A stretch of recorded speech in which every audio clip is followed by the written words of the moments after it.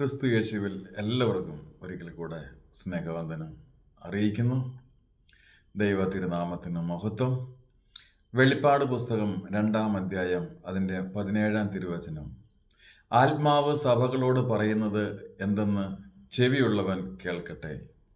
ജയിക്കുന്നവന് ഞാൻ മറഞ്ഞിരിക്കുന്ന മന്ന കൊടുക്കും. മറഞ്ഞിരിക്കുന്ന മന്ന കർത്താവായ യേശു ക്രിസ്തു തന്നെ. പുറപ്പാട് പുസ്തകം 16-ാം അധ്യായം പഠിക്കുമ്പോൾ മരുഭൂമിയിൽ ഇസ്രായേൽ ജനം മന്നയാൽ പോഷിപ്പിക്കപ്പെട്ടു. മന്ന എന്ന വാക്കിൻ്റെ അർത്ഥം ഇതെന്ത് എന്നാണ്. അതെന്താണെന്ന് അവർക്ക് മറവായിരുന്നു. ഇത് മഞ്ഞിനടിയിൽ മറഞ്ഞു കിടന്നിരുന്ന മഞ്ഞു മാറിയ ശേഷം മരുഭൂമിയിൽ എല്ലായിടവും ചെതമ്പലിൻ്റെ മാതിരിയിൽ ഒരു നേരിയ വസ്തു ഉറച്ച മഞ്ഞ് പോലെ നിലത്ത് കിടക്കുന്നത് കണ്ടു. ഇസ്രായേൽ മക്കൾ അത് കണ്ട് എന്തെന്ന് അറിയായകയാൽ ഇതെന്തെന്ന് തമ്മിൽ ചോദിച്ചു. മോശ അവരോട്, ഇത് യഹോവ നിങ്ങൾക്ക് ഭക്ഷിപ്പാൻ തന്നിരിക്കുന്ന ആഹാരമാകുന്നു എന്ന് പറഞ്ഞു. ഈ മന്ന ഇന്ന് മനുഷ്യന് മറവായിരിക്കുന്നു.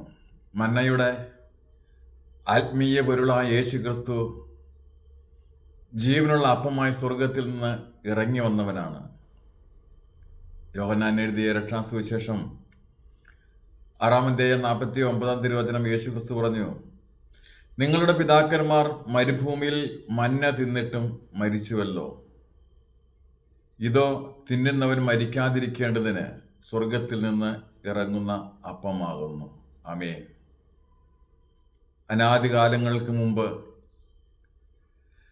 മറഞ്ഞിരുന്ന സ്വർഗീയ മനയായ ക്രിസ്തു കാലത്തികവങ്കൽ പാപത്തിൽ മരിച്ച മനുഷ്യന് ജീവൻ നൽകുവാനായി ജീവന്റെ അപ്പമായി സ്വർഗത്തിൽ നിന്ന് ഭൂമിയിലേക്ക് ഇറങ്ങി വന്നു. ഇന്ന് ഈ ജീവന്റെ അപ്പം ആത്മീയമായി നാം അനുഭവിക്കുന്നു എങ്കിലും ആക്ഷരികമായി അത് മറവായിരിക്കുന്നു.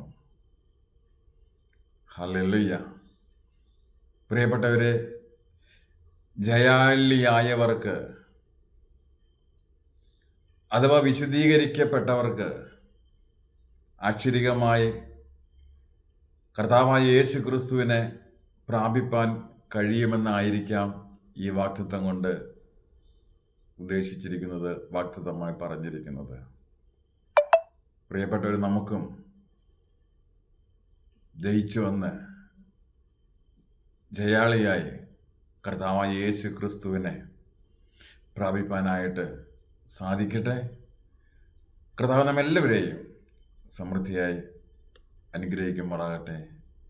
ആമേൻ.